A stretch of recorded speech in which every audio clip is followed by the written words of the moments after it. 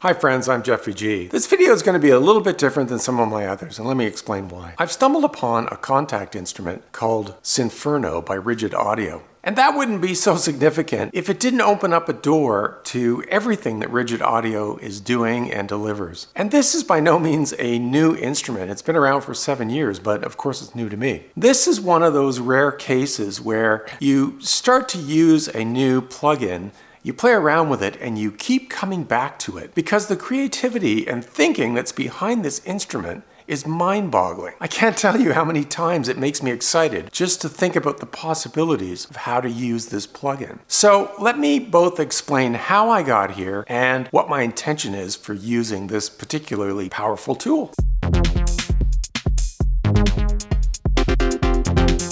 I recently did a video on my top 10 free Kontakt instruments. It's in the description and there's a link up above. But at the same time, I came across the fact that Synferno from Rigid Audio was free, and I'd never heard of Rigid Audio. And this tool is designed really as an EDM tool. It has 4 tracks, it's pretty interesting, it's a sample player, it's got lots of capabilities, so I fired it up, started using it. But the more I dug into this, the more I got behind the mindset of the developers. What were they trying to do? What had they added in here? Because it has a sequencer, it has effects, it has randomization, it has a lot of things that I wasn't expecting. And at the same time, when I downloaded that, there was 4 or 5 other free instruments from Rigid Audio. They all reflect a level of creativity that I hadn't seen in other Kontakt instruments. I think the reason why is that Kontakt is the most popular sampler, and sampling is particularly good for acoustic instruments and recreating those acoustic sounds. But what if you use samples, hundreds of samples, in new and creative ways, not just acoustic samples? What if you manipulate and change those samples, use them just like a synth source? You combine bass and a drum groove and an ambient sound and synths. What if you put it all together? Well, that seems to be what Rigid Audio has done, and it's really impressive. Now, before I get into how I think you can use Synferno, I'm just going to cover the basics of how it was intended to be used, which is interesting. So it's made up of 4 parts. That's pretty straightforward. You've got a bass part, a synth part, an ambient part, and a groove. And there are presets. You can trigger everything by playing B flat. Of course, you could mix, change the EQ, pan. That's not too important because you can watch a tutorial on Synferno and learn a lot just with the walkthrough. And down below here, you've got all your samples that are being included in that preset, and you can change those at any time, of course. The first thing that I found quite interesting is that down here in the keyboard layout, you really need a keyboard with more than 61 keys. The playing of the parts, of the 4 parts, is split between the red, green, blue, and yellow. So you need a keyboard that spans all of these keys if you want to interactively play this snapshot, this preset, in some unique way. So this is a tool where you're going to execute dynamically all of the features, and you're going to use key switches to execute those features. So you've got your basic mix, you've got some editing capabilities, you've got effects, and you've got a sequencer, and that's for each part. For the bass part, for the synth part, ambient part. So I look at, say, the effects on groove. I can look at the effects on the ambient part. But back to the keyboard thing, having to have a lot of keys is kind of a limitation if you're working with a small keyboard.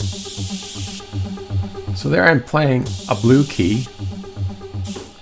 Down here, I play a green key. And even lower on a keyboard, I'm playing the bass part. Okay, so to play all 4 parts at the same time interactively, I'm spread over 5 octaves, and that takes a lot of hands. So beware that over to the left here, you can lower the keyboard to some of the lower notes. And these lower keys matter. You can see they -2.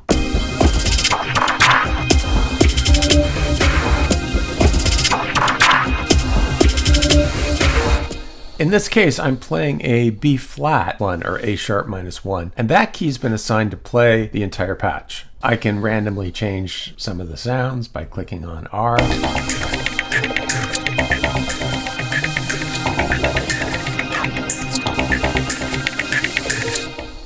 There are buttons down here at the bottom for turning off and on the effects and the sequencer, and there's solo buttons. So if I just want to hear this part,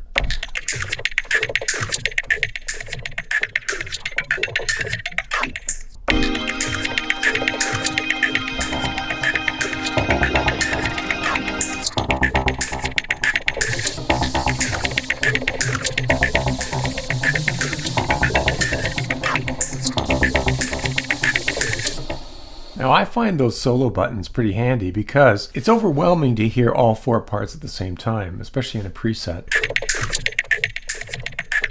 That's the groove part, and I can change things on it. A delay.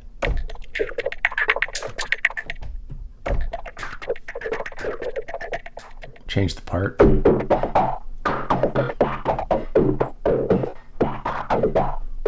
You really have to build your sound 1 track at a time. So let's just solo bass. Let's change the sample.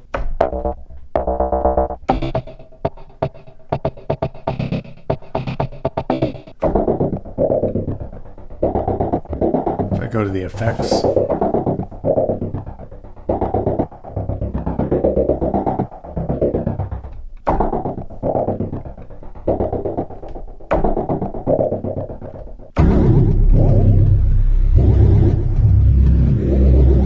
so basically what I'm saying is that you're going to build sounds, 4 parts. Using that solo button, I can kind of zero in on a given part, listen to it, and decide whether the changes I'm making to the effects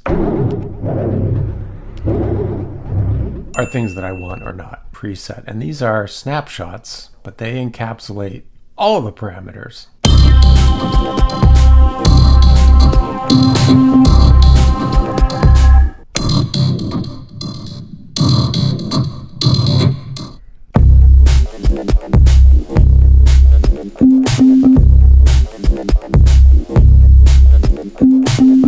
Now some of these, I've had trouble understanding the sequencer. Let's just look at this middle part here, the synth part, where the sequencer is turned on. I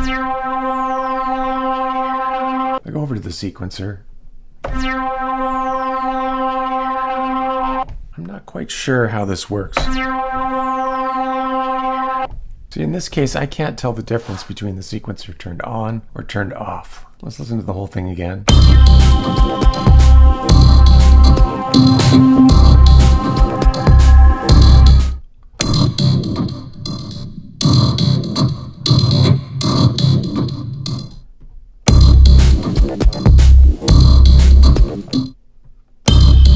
What I'm looking for is a sound where turning the sequencer off and on is going to make a difference.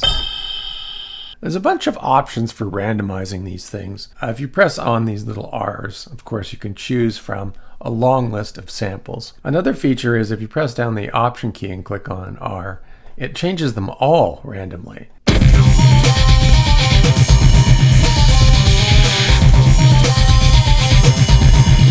And I think the design of that is that randomly generate some unique sounds, either EDM or ambient or even a hip hop groove. This is going to pick up on the BPM of your DAW. In my case, I got the default 120 beats per minute. So they're all going to sound sort of similar. And the key that you're hearing, the notes that you're hearing are adjustable. So I'll just go back here, solo the bass so you can hear it.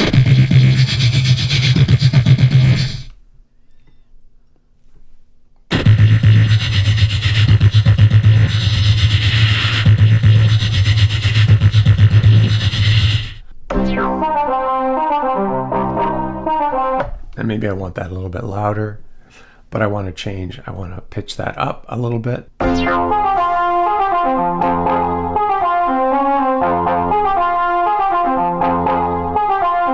This tool on its own is like its own DAW. It's a multi-sampler, it's a synth, it's got bass, it's got drums, it's got everything in one. I mean, you could really immerse yourself in this tool and get lost.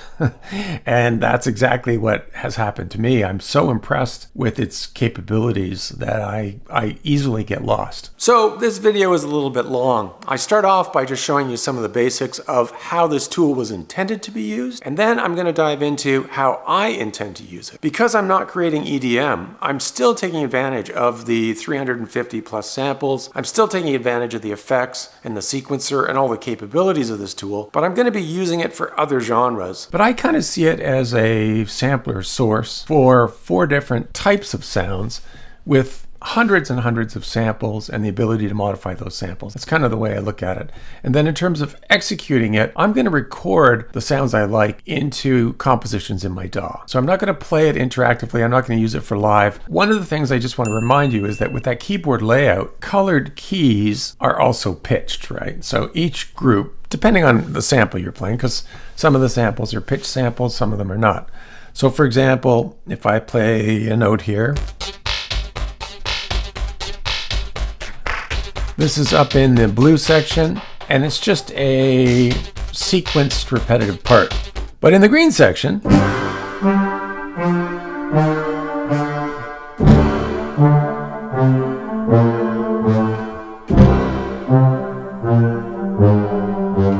you can see that that pattern is a pitched pattern. So I can actually play a melody, play a part that's going to go along with the chords in my song, as long as I'm just playing that one part at a time. And that's the advantage you get of playing these colored sections.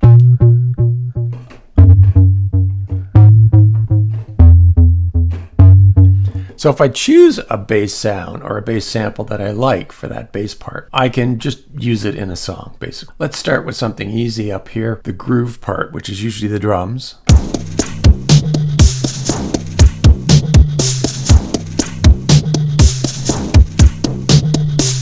So if I like that groove, I might just record that groove and use that in one of my compositions. And I've got a lot to choose from here.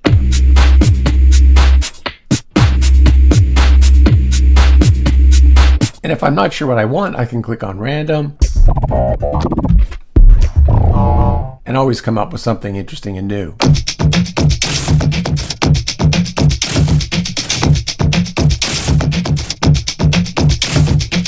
But now I want to add a bass part.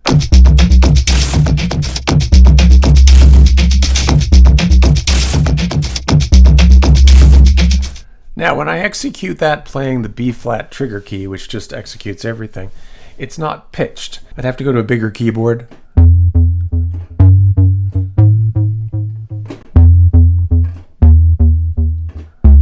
And you can hear that's pitched.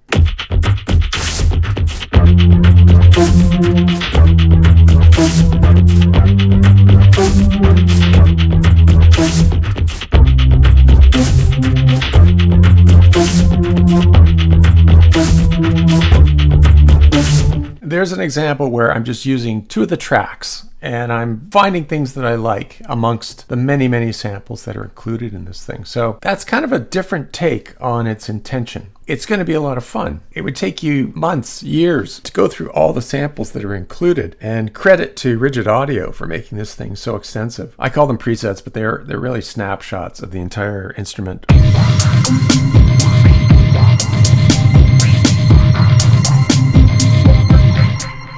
And why am I listening to those presets? Because they contain 4 parts, and I might want to make use of any one of those 4. So as I'm listening, I'm likely to turn the solo off and on each one. And I might say, hey, I like that drum beat. I like this bass part. I like this synth part.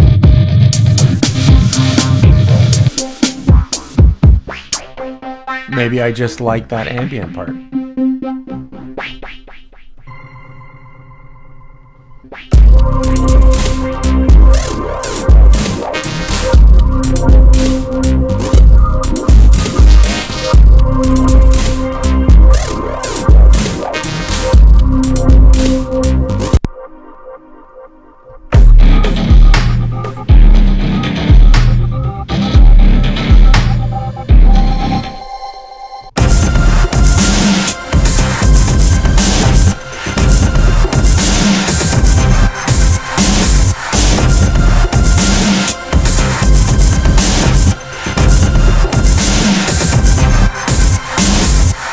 Now I'm just scratching the surface. So excited about just the wealth of samples and the ability to modify those samples. I've taken a few sometimes, gone into the effects and just played with the built-in effects here. And the effects are just excellent. You know, everything from this auto pan to the step filter to the distortion that you can add to even things like the delay. Keep finding things that I'm impressed with.